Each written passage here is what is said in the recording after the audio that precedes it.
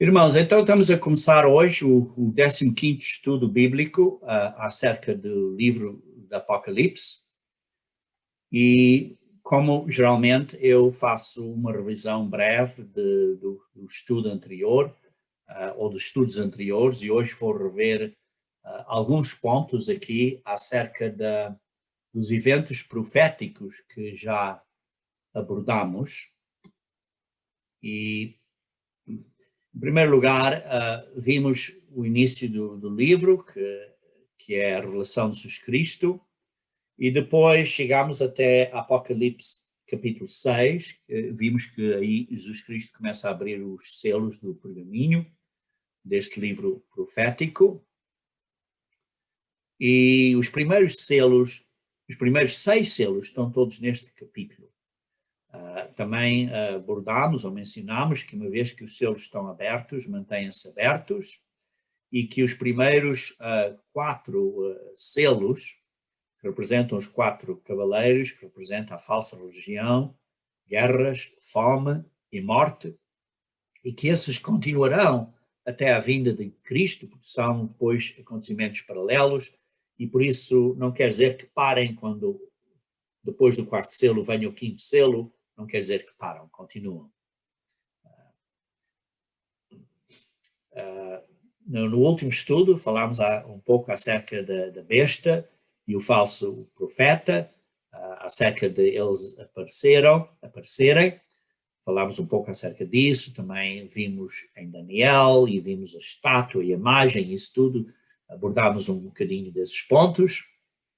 Também falámos acerca da abominação de desolação, vamos falar um bocadinho mais acerca disso hoje, e também falamos acerca da contagem de Daniel de 1335 dias, 1290 dias e 1260 dias. Agora, para dar assim, digamos, um tema ao que vamos abordar hoje, vamos abordar, o ponto é, o que é que devemos de vigiar? Esse talvez seja, digamos assim, o tema do estudo de hoje.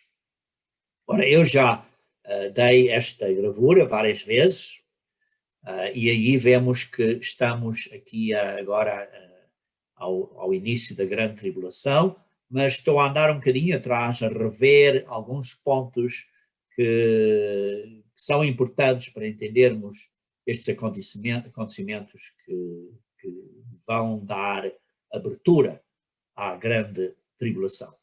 Por isso estamos a rever alguns desses acontecimentos e a minha pergunta é, o que é que devemos vigiar?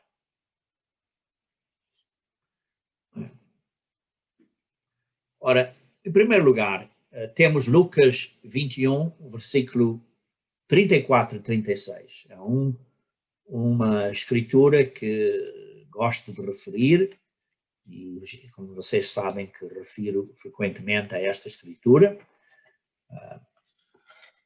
porque resume vários pontos numa só área, porque há outras que eu poderia usar também, mas esta resume em vários, num só versículos, os pontos que eu quero aqui sublinhar. Começando no versículo 34, diz: acautelai-vos por vós mesmos.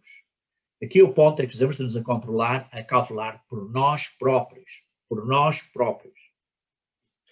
E depois diz, para que nunca vos suceda que o vosso coração fique sobrecarregado com as consequências da orgia, da embriaguez e das preocupações deste mundo, e que aquele dia não venha sobre vós repentinamente como um laço, como um ladrão, assim, não estão à espera e aquilo vem repentinamente. Por isso precisamos de estar a vigiar a nós próprios, estarmos a cautelar a nós próprios, porque neste mundo é muito fácil, há muitas distrações e hoje particularmente há esta mídia social que infelizmente muitas pessoas dizem coisas que não deviam dizer na mídia social e que causa muitas preocupações, algumas coisas são verdades, outras são mentira, grande quantidade de verdade misturado com um bocadinho de mentira, e depois chegamos a um ponto que não sabemos em quem acreditar. E precisamos ter muito cuidado. Além disso, as pessoas estão preocupadas com a sua vida, com as suas finanças e sei lá o que mais. Por isso, isso tudo precisamos de ter muito cuidado neste mundo hoje em dia. Ora, por isso diz assim, no versículo 35, pois há de sobrevir a todos os que vivem sobre a face da terra.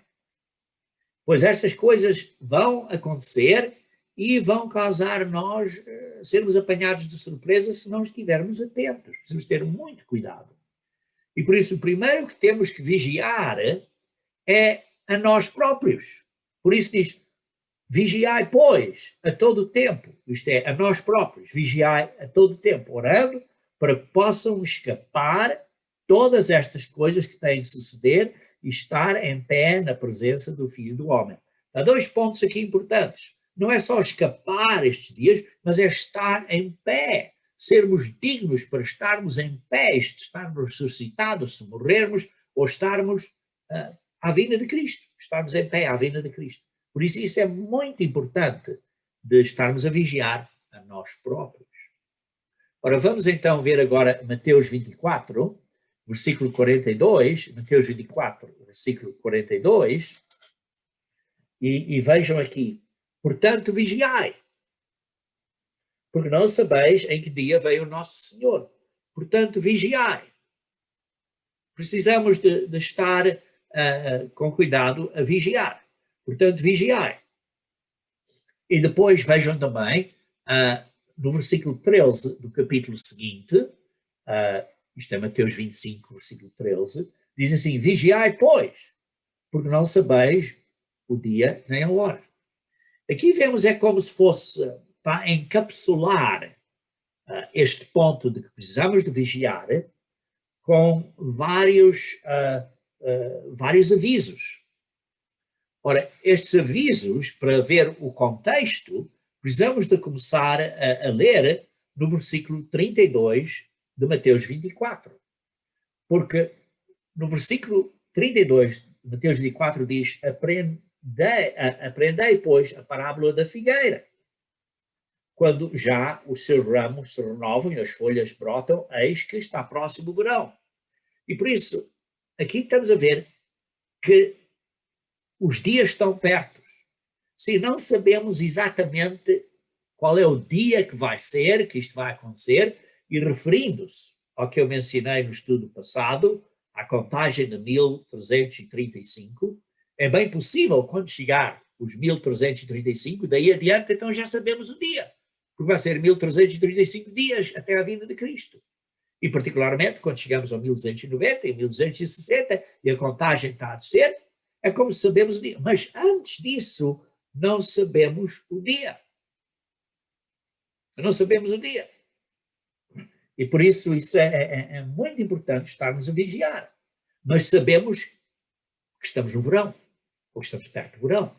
Basta olhar para as coisas à nossa volta. Vemos que está nesta estação que isto está brevemente a arrebentar. E por isso diz assim, versículo 23, quando vires todas estas coisas, sabei que está próximo, às portas. E depois diz assim, por exemplo, versículo 36, mas a respeito daquele dia e hora, ninguém sabe, nem os anjos dos céus, nem o Filho, senão o Pai. E vimos que vai haver um período em que diz, deixa isto acontecer, e depois vamos ler em Tessalonicenses daqui a pouco. E continuando assim, tal como nos dias de Noé, também será a vinda do Filho do Homem. Portanto, assim como nos dias anteriores ao dilúvio, comiam, bebiam, casavam e davam-se em casamento, até ao dia que Noé entrou na arca.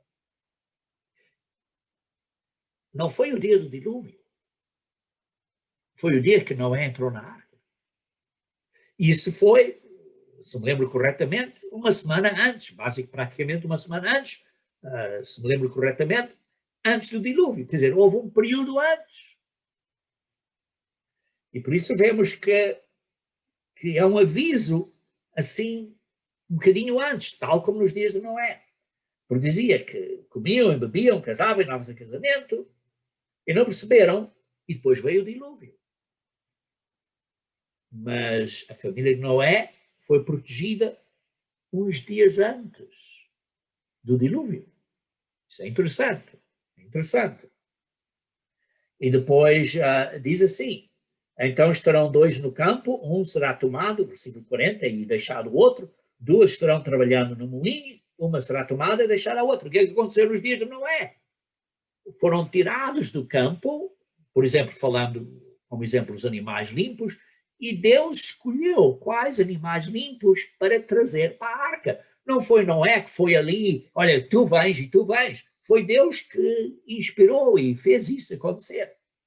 E depois diz, portanto, versículo 42, vigiai, porque não sabeis em que dia vem o vosso Senhor.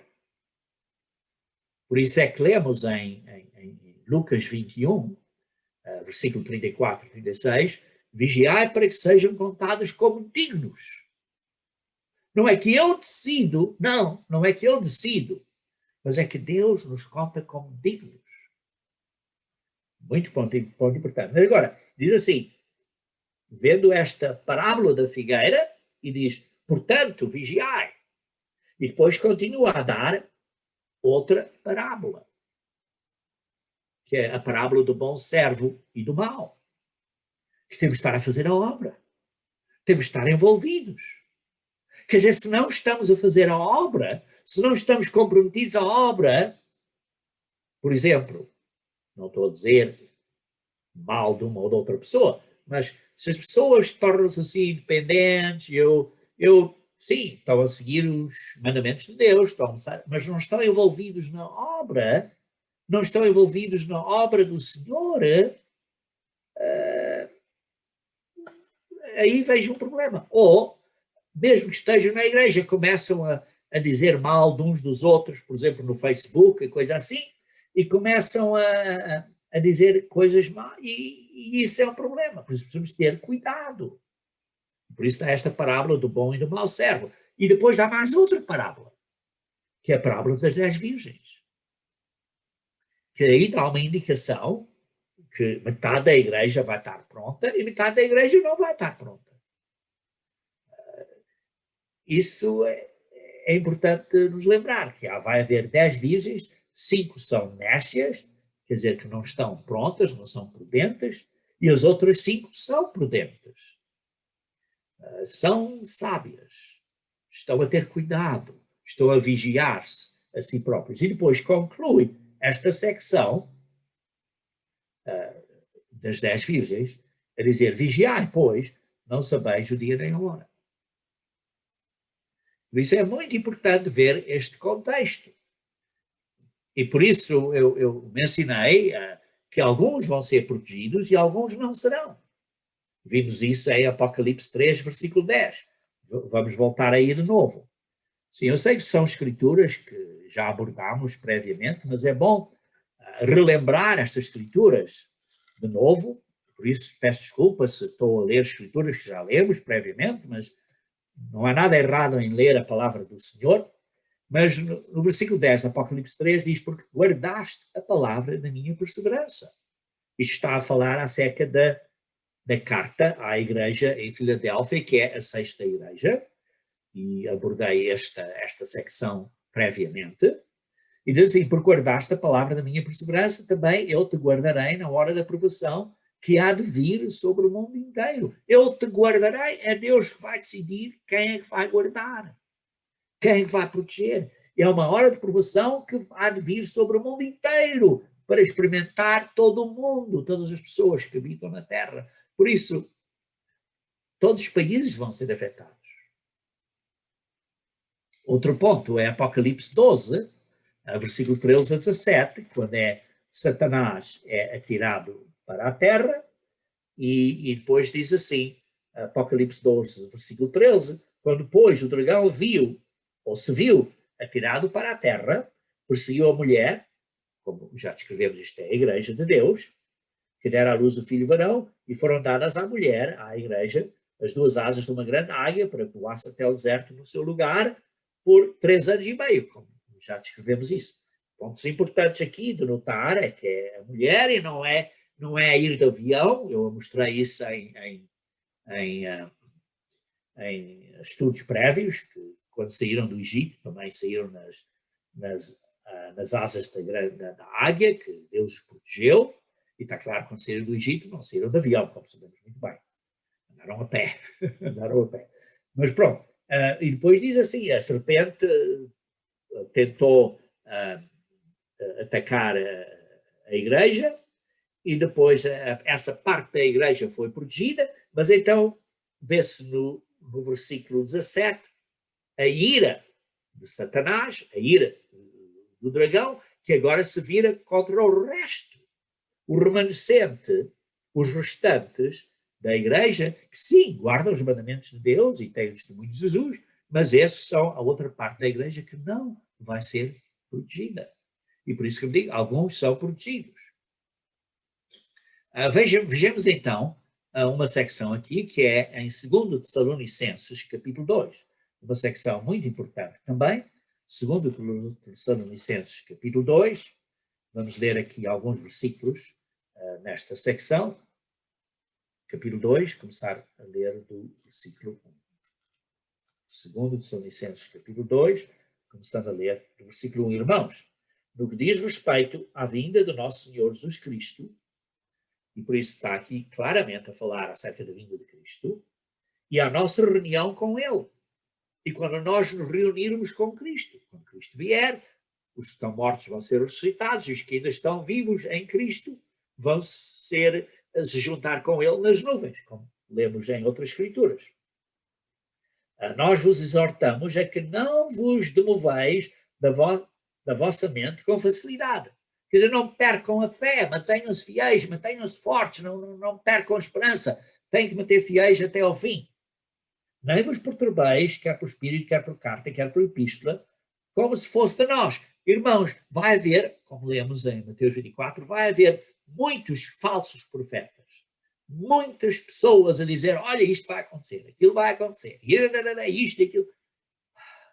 Irmãos, tenham cuidado, porque vai haver tantas coisas e alguns deles vão fazer milagres tão fortes que, se fosse possível, enganaria os próprios eleitos. Temos que ter cuidado.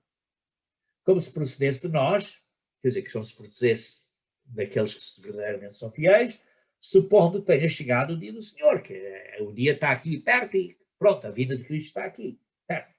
Ninguém, versículo 3, de nenhum modo, vos engane. Cuidado, não deixem pessoas vos enganem, porque vai haver muitos enganadores, muitos falsos profetas, muitos falsos cristos. Isto não acontecerá sem primeiro venha a apostasia. Sem primeiro venha este desvio da verdade. E que seja revelado o homem da iniquidade. Isso é um ponto importante. Ora, é bem possível que a apostasia, em um ponto, já tenha acontecido, mas é ainda possível que ainda haja mais apostasia. Eu não estou a dizer necessariamente à Igreja de Deus, mas sim, à Igreja de Deus ir para lá. Uma apostasia grande no mundo. E seja revelado o homem da iniquidade, o filho da perdição, este falso profeta.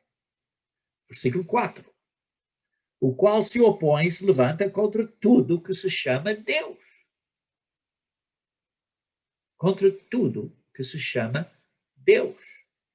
E é objeto de culto, a ponto de sentar-se no santuário de Deus, ostentando-se como fosse o próprio Deus. Vamos ler um pouco mais acerca disso daqui a pouco. Não vos recordais de que ainda convosco eu costumava dizer-vos estas coisas. E agora sabeis o que o detém. O que o detém. Quem é que está a deter que este falso profeta não acontece? Possivelmente um ser angélico debaixo da instrução do Pai. Porque só o Pai é que sabe.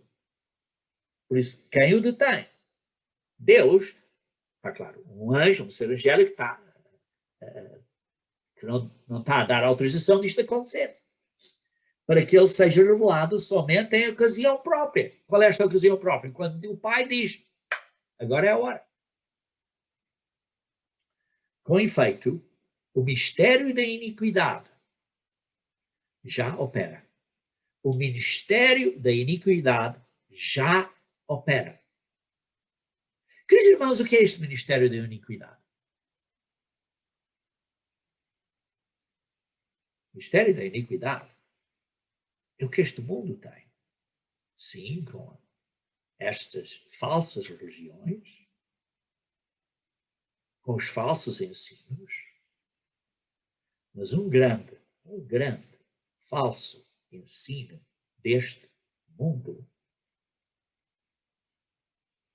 é uma falsa representação da graça de Deus.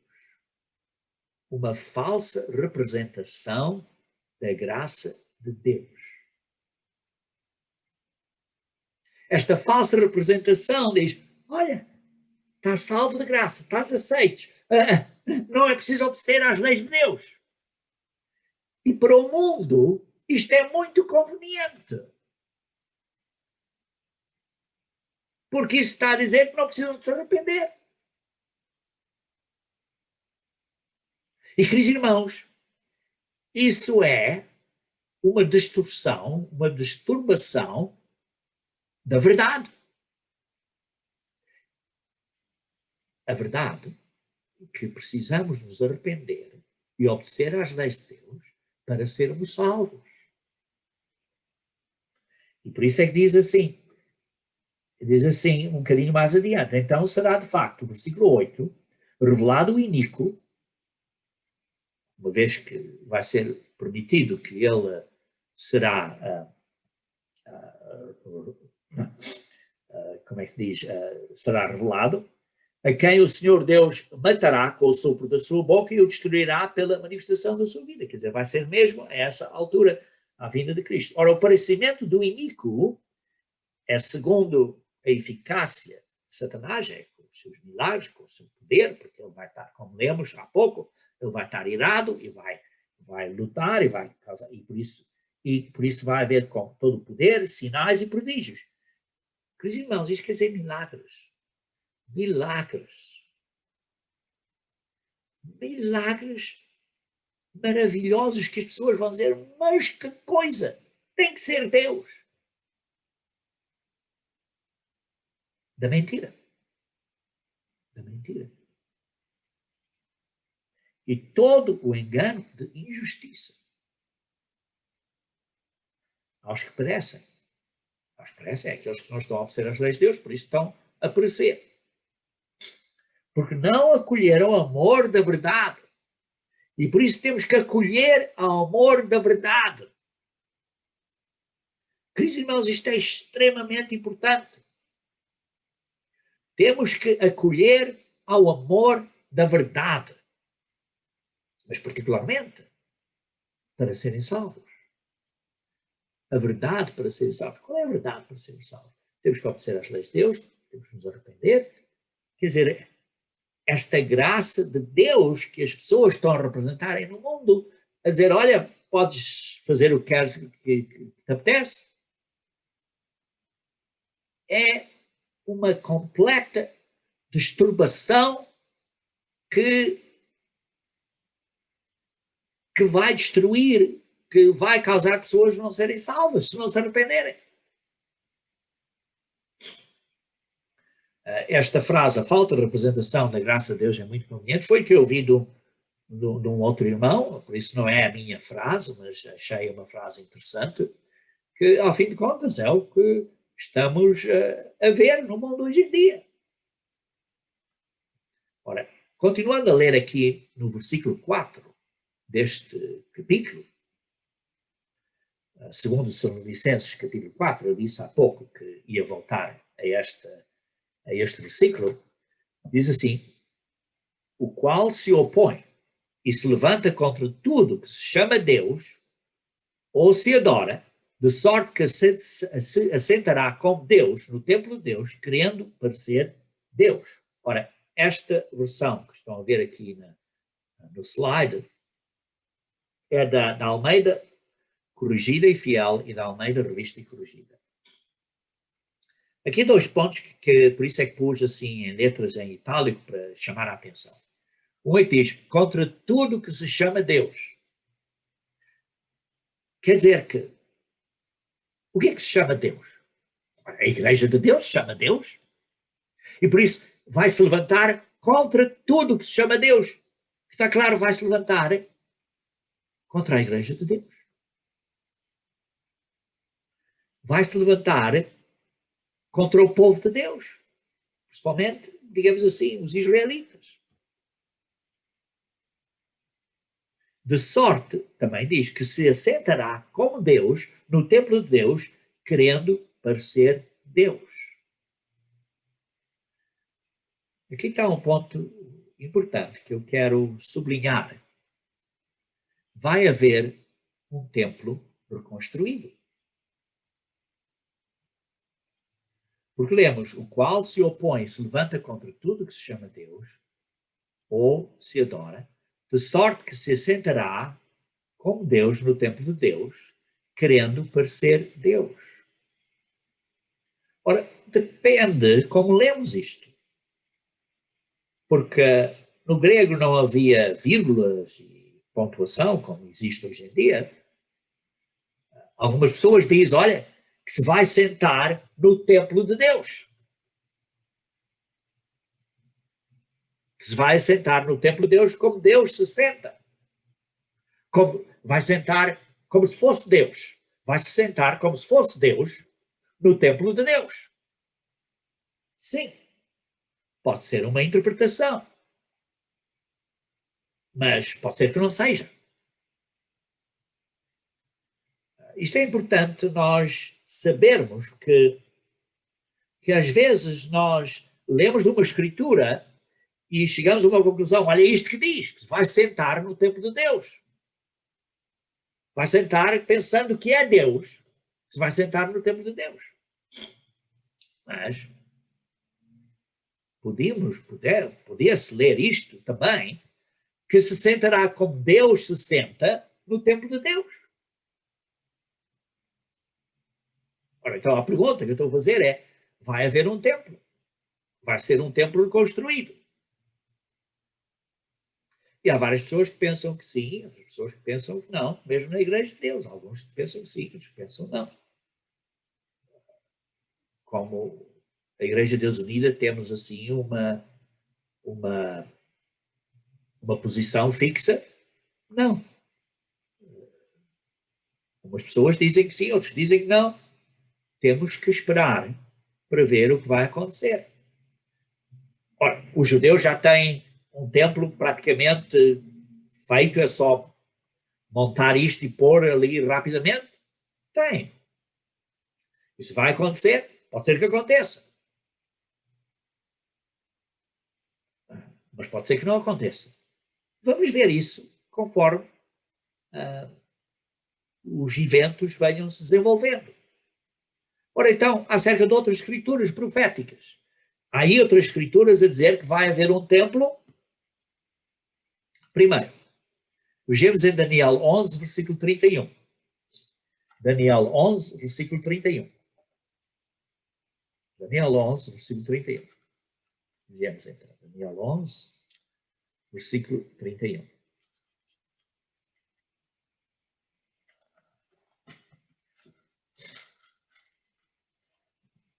E diz assim, dele sairão forças que profundarão o santuário, a fortaleza nossa, e tirarão o sacrifício diário, estabelecendo a abominação desoladora. E sabemos, está claro, que em Mateus 24 está a apontar a isso, que quem vai ver a abominação desoladora e quem sabe, leia o que diz Daniel. Por isso, tudo bem, estamos a ler Daniel.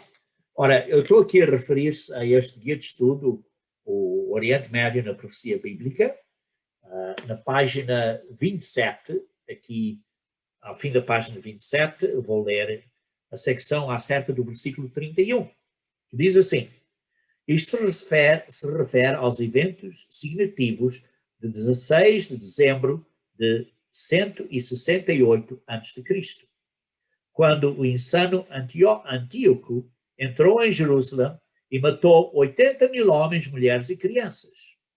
Este fato histórico é descrito em 2 Macabeus, capítulo 5, versículo 11 a 15. Ora, Macabeus não é um livro que está na Bíblia, embora esteja na Bíblia católica, mas não está na Bíblia, não foi canonizado no Antigo Testamento. Se vocês querem saber um bocadinho mais acerca da canonização do Antigo Testamento, escrevam no site da igreja, na secção de sermões, a palavra canonização e vão ver que eu dei um sermão acerca da canonização do Antigo Testamento e outro sermão acerca da canonização do Novo Testamento. E então, vão ler um bocadinho mais, podem aprender um bocadinho mais acerca disso. Por isso, o livro de Macabeus são livros históricos, relatam vários acontecimentos históricos, mas não são canonizados livros do Antigo Testamento, embora a Igreja Católica os inclui na versão católica da Bíblia católica. Bem, continuando a ler aqui. Então, se ele profanou, isto é o Antíoco, ele profanou o templo, oferecendo um sacrifício ao principal deus grego, Zeus. Este ultraje foi precursor de um evento semelhante que Jesus Cristo disse que ocorreria nos últimos dias, Mateus 24, 15. E por isso estamos a ver aí que é uma coisa que aconteceu durante o período de Antíoco Epífanes, no ano 168, e que é, digamos assim, uma analogia do que vai acontecer no futuro. Ora, nesse período, sim, havia um templo, sim, ofereceu sacrifícios de um porco. Podem ler na história de Josefos, tem uma descrição disso. Tudo bem. Mas será necessário haver um templo. Bom, não ofereciam sacrifícios, isto é uma pergunta que eu estou a fazer, não ofereciam sacrifícios no tempo de David? Sim. E havia um templo no tempo de David? Não, porque o templo só foi construído depois de David morrer, durante o período do rei Salomão. E por isso, desde o período de Moisés, aqueles 40 anos no deserto, e na Terra Prometida, e dos juízes, esse período todo, até Salomão, ofereciam sacrifícios, mas não havia templo. Outra escritura profética acerca deste assunto é em Malaquias capítulo 3, versículo 1 e 2. Vamos então ler Malaquias capítulo 3, versículo 1 e 2. A razão que eu estou a abordar estas escrituras, porque às vezes algumas pessoas dizem, olha, mas aqui diz que há um templo. E vamos ver que poderia ser e poderia não ser. Por isso é que eu estou a abordar. Não é bem específico acerca do tempo do fim. Vejamos Malaquias 3, versículo 1 e 2. Eis que envio o meu mensageiro. Aqui vemos, no tempo de Cristo, está, aliás, a referir-se, mensageiro é Malaque, que está a referir-se especificamente a João Batista, que preparará o caminho diante de mim, de repente virá ao seu templo o Senhor, a quem vós buscais. Isto é, Jesus Cristo veio ao seu templo, à primeira vinda de Cristo. O anjo da aliança, quer dizer, ele, o mensageiro da nova aliança, Jesus Cristo, a quem vós desejais. E eis que ele vem, diz o Senhor dos Exércitos. Mas quem poderá suportar o dia da sua vinda? Agora aqui está a falar da segunda vinda de Cristo. E quem poderá subsistir quando ele aparecer? Porque ele é como fogo de ourives e como a potássio dos lavandeiros. Por isso vemos aqui, está a falar da primeira vinda e depois da segunda vinda. Esta profecia, vê-se isto. Está aqui, de facto, a dizer que certamente à segunda vinda haverá um templo É possível, porque diz, de repente virá ao seu templo o Senhor. Mas poderia ser a Igreja de Deus, porque nós somos o templo do Espírito Santo. Aí está um ponto que não sabemos de certeza. Não há uma, digamos assim, uma direta escritura bíblica a dizer que vai haver um templo antes da vinda de Cristo. Sabemos que depois da vinda de Cristo haverá um templo. Mas pode ser que haja um templo. Não estou a dizer que não, porque podem construir isso muito rapidamente. Porque já tem, basicamente, muitas dessas peças, é só pôr todas e pronto, já têm escondidas alguns. Isso, há várias pessoas que dizem que isso é o caso. É possível. Vejamos outra escritura, que é então Mateus 24:15. Que já citámos, mas vejamos então Mateus 24:15. Mateus 24:15 diz assim: quando, pois, vires o abominável dissolução do que falou o profeta Daniel, no lugar santo. No lugar santo é no templo.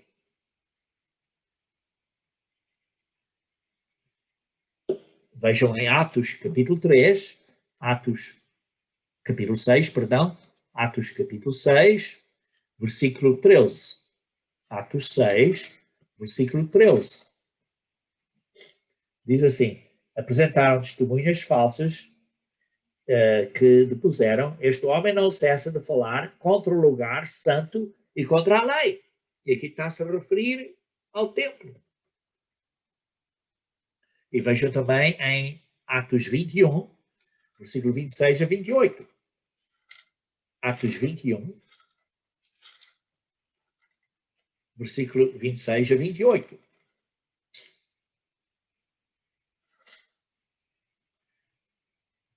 Então Paulo, versículo 26, tomando aqueles homens no dia seguinte, tendo-se purificado com eles, entrou no templo, acertando o cumprimento dos dias da purificação, até que se fizesse a oferta em favor a cada um deles.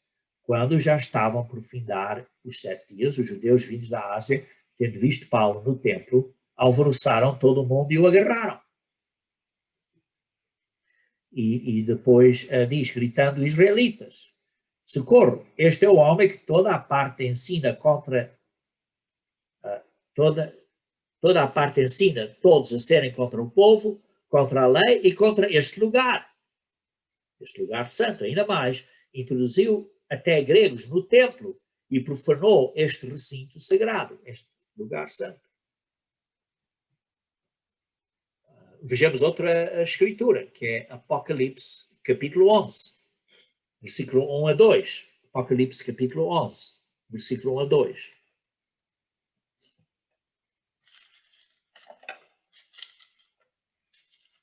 Apocalipse 11, versículo 1 a 2.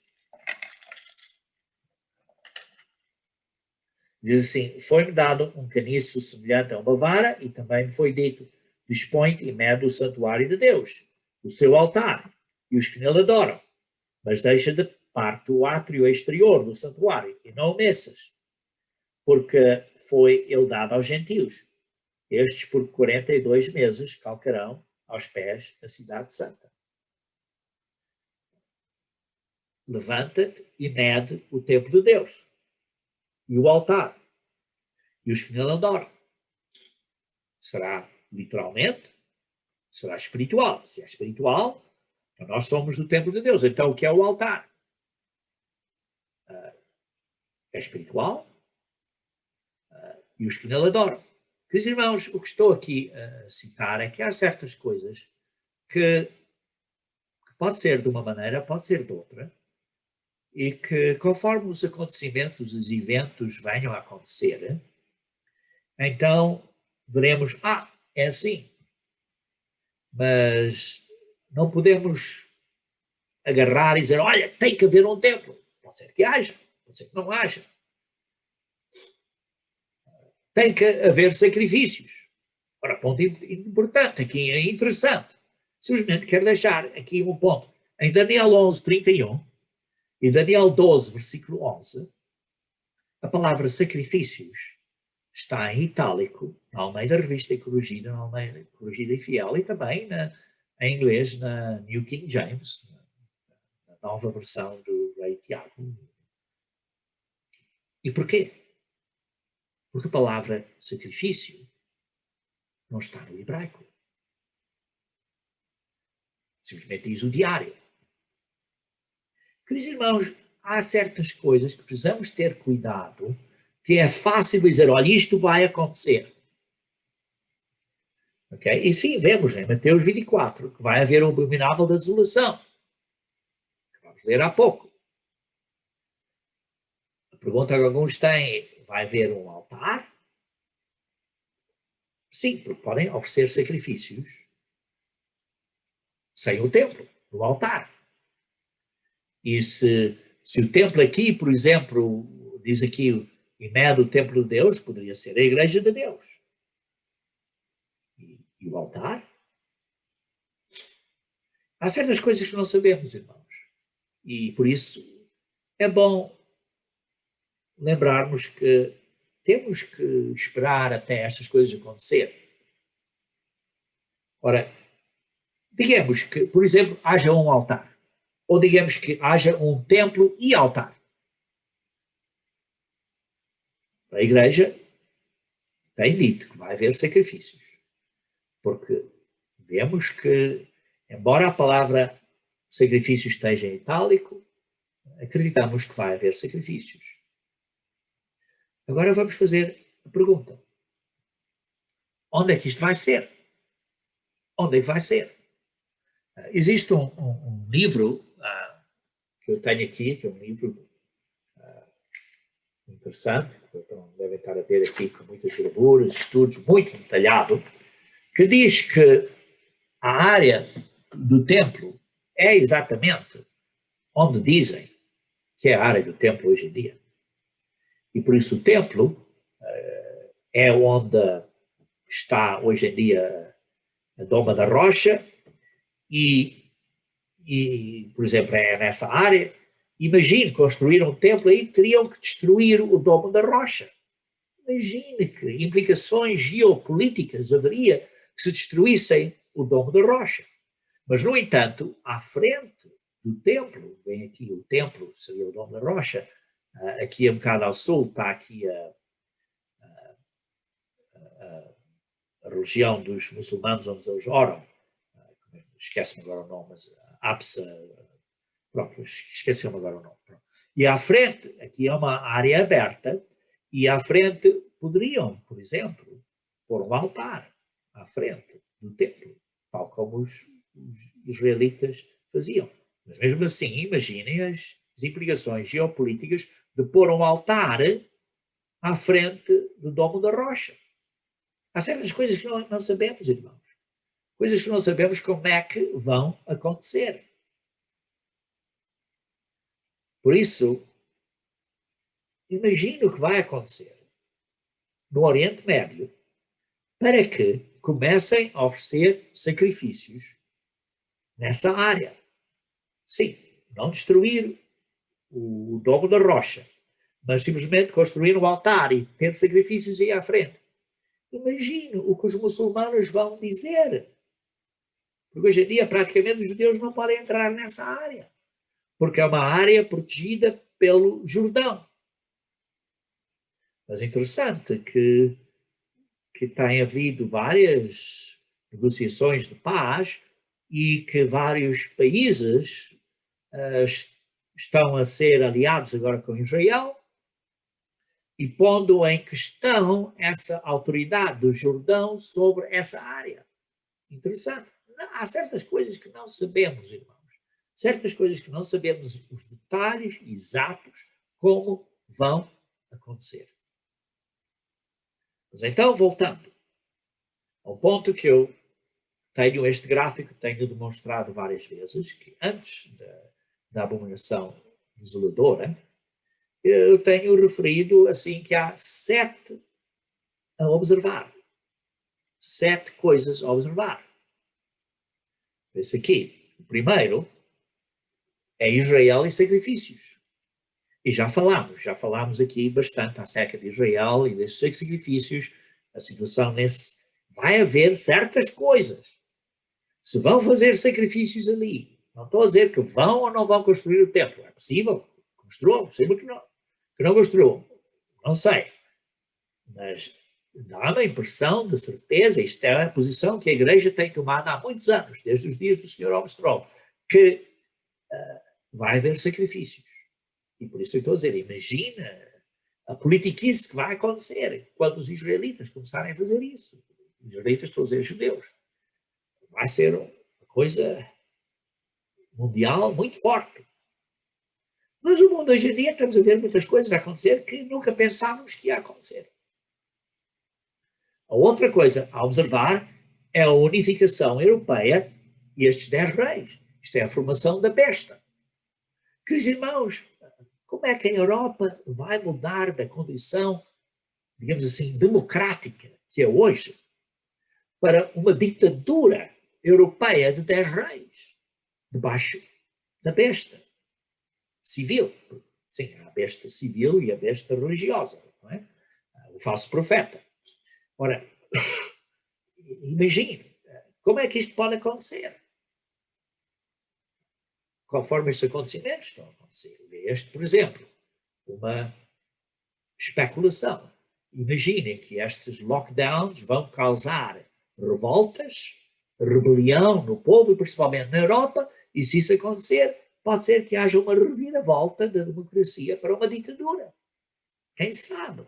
Como os detalhes vão acontecer, não sabemos, mas estamos a saber o que vigiar. Em primeiro lugar, temos que vigiar a nós próprios, mas temos a vigiar estas outras coisas também. Depois a outra é o Oriente Médio e o Reino do Sul. Sim, a área do Oriente Médio é muito importante, as coisas que vão desenvolver aí. E o desenvolvimento do Reino do Sul, que seria a sul de Jerusalém, que seria as nações que são basicamente sunis. Sabemos que o Rei do Sul que vai puxar contra o Rei do Norte. Ora, o Rei do Norte é este aqui, os 10 reis. Este é o Rei do Sul, que seria um reino muçulmano. Vai haver um certo desenvolvimento aí. Como isso tudo vai acontecer, não sabemos. Mas é interessante, uma vez mais, lerem cuidadosamente vários pontos da história do que aconteceu e do desenvolvimento destes pontos no Oriente Médio. Este guia de estudo bíblico é um guia de estudo muito importante para estudarem, tá? A abordar aí vários assuntos que são importantes. Outro assunto, a perda de honra dos Estados Unidos da América e da Inglaterra.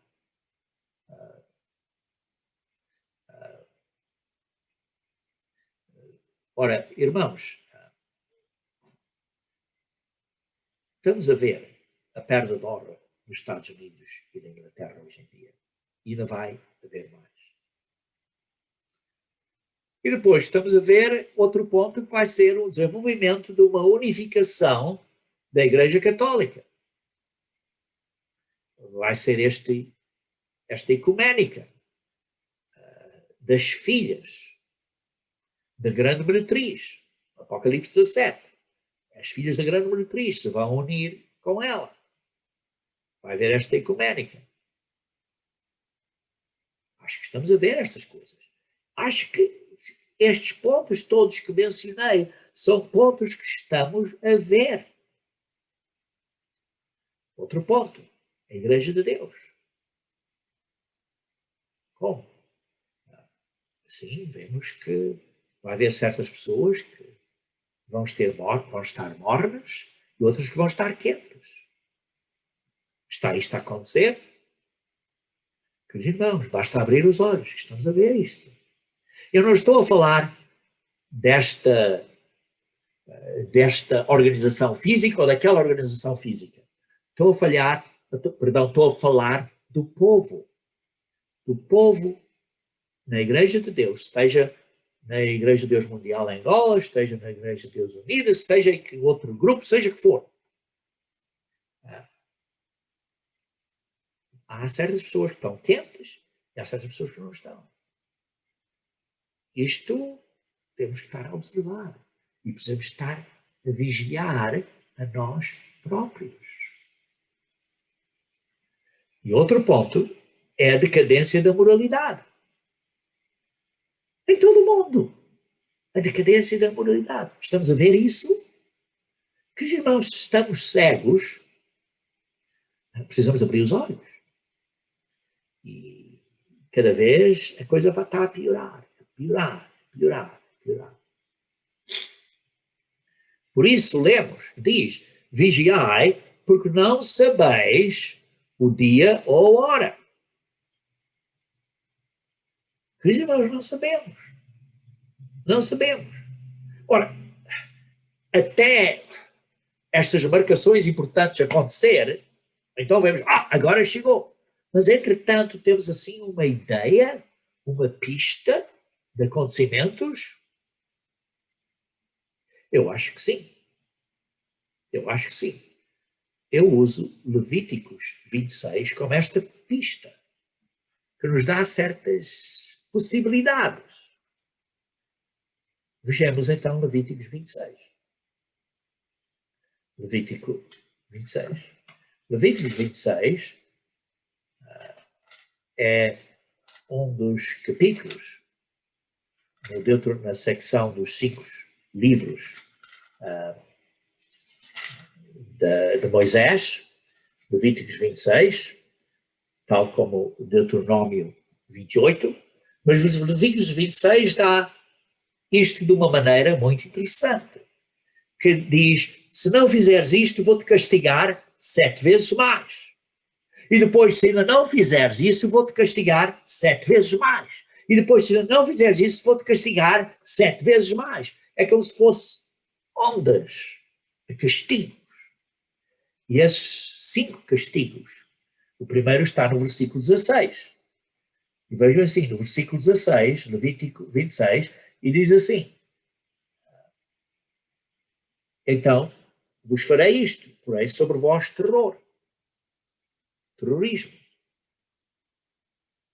Nem havia o terrorismo. E depois vejam no versículo 18, 19. E se ainda não te ouvires, tornarei a castigar-vos 7 vezes mais e quebrantarei a soberba da vossa força. E farei com que os céus sejam como ferro, e a vossa terra como bronze. A força dos países, principalmente os países israelitas, e estas temporais, e estas, não há assim tanta comida como havia, está a quebrar esta soberba do poder. E depois vejam o terceiro castigo, que é no versículo 21. E se andares contrariamente comigo e não me quiseres ouvir, trarei sobre vós pragas. Estamos a ver isso? Queridos irmãos, eu acho que estamos nesta terceira fase. Eu geralmente, quando falo para as pessoas nos Estados Unidos, comparo o versículo 16 como o ano 2001, de 9 de setembro, deste grande ataque terrorista, que daí adiante as coisas começaram a ser muito diferentes. O mundo veio a ser diferente depois disso, principalmente quando pessoas veem, quando vão de avião, viajam de avião, veem que as coisas são diferentes desde esse dia. Depois comparo o versículo 18 e 19 com a queda do mercado que houve no ano de 2008, que foi exatamente 7 anos depois de 2001, que foi a queda do mercado, uma grande, e depois demorou muito tempo a recuperar, sim, agora está a recuperar e tal, mas não obedeceram. Então, 12 anos depois, temos esta praga da Covid. Deus permitiu. Sim, são os pecados do homem que estão a trazer estas coisas todas. Mas Deus permitiu. E vemos, assim, estas 3 fases que já aconteceram. Entre a primeira e a segunda, isto é, entre o versículo 16 e o versículo 18, foi um período de 7 anos. Entre a segunda e a terceira, isto é, entre a secção do versículo 18, 19 a 21, foi um período de 12 anos. Interessante. 12 mais 7 faz 19. Interessante. 19 anos. Para aquelas pessoas que olham para números, são coisas interessantes. 7, 12, 19, pontos interessantes. E o que é que acontece depois? Versículo 23 a 25, vejamos aqui.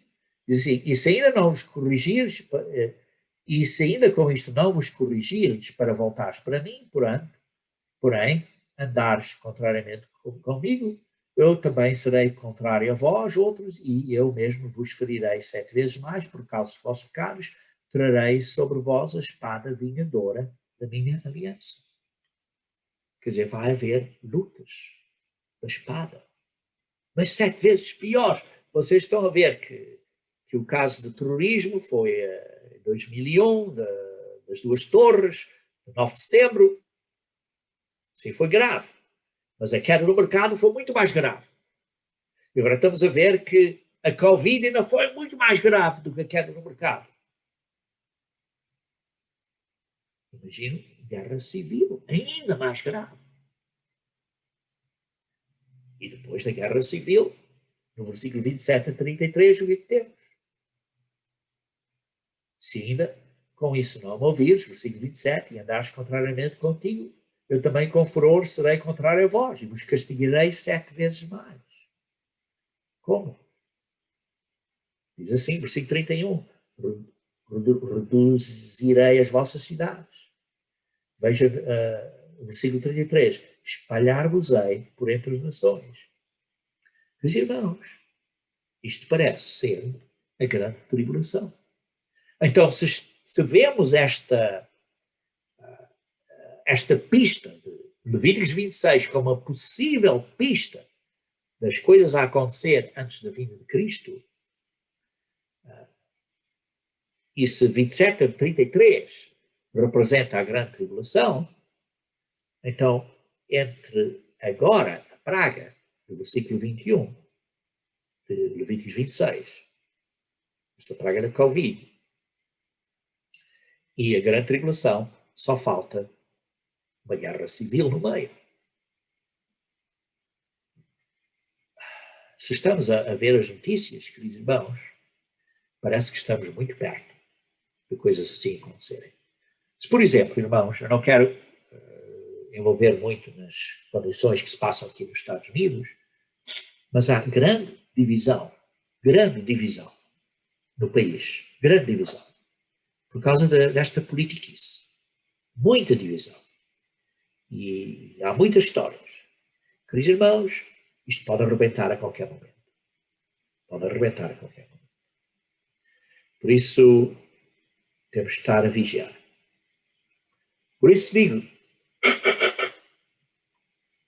desculpem, irmãos, tenho continuamente um grande problema da sinusite e talvez seja uma coisa que vocês possam orar por mim, porque às vezes tem estes ataques que demoram semanas só a pingar. Mas pronto. Continuando então. Queridos irmãos, estamos perto do fim. Se estas pistas são indicativas, estamos a ver estas coisas a observar e vemos isto tudo a acontecer, lembram-se do que lemos em Mateus. Olhem para a parábola da figueira. O verão está perto. Isto tudo está perto. A única coisa que eu não entendo como isto vai acontecer é o início dos sacrifícios. Mas a Bíblia diz que vai acontecer algo desse género. Tem sido a posição da igreja há muitos anos que vai haver estes sacrifícios em Jerusalém. Eu não consigo ver como isso vai acontecer, porque vejo que isso vai haver uma implicação geopolítica enorme para isso acontecer. Mas tudo é possível hoje em dia. Tudo é possível. Por isso, irmãos, estamos perto. Agora, eu li há pouco Apocalipse 11, versículo 1 a 2. E vemos que diz, olha, mede o templo. E depois disso, no versículo 3, fala acerca das duas testemunhas. Será que Deus está a medir a igreja de Deus e a ver quem é digno e quem não é digno? Meus irmãos, e por isso começa no centro da igreja e daí adiante. Precisamos ter muito cuidado, irmãos, porque sabemos que vai acontecer depois, o que vai acontecer depois é que a obra da igreja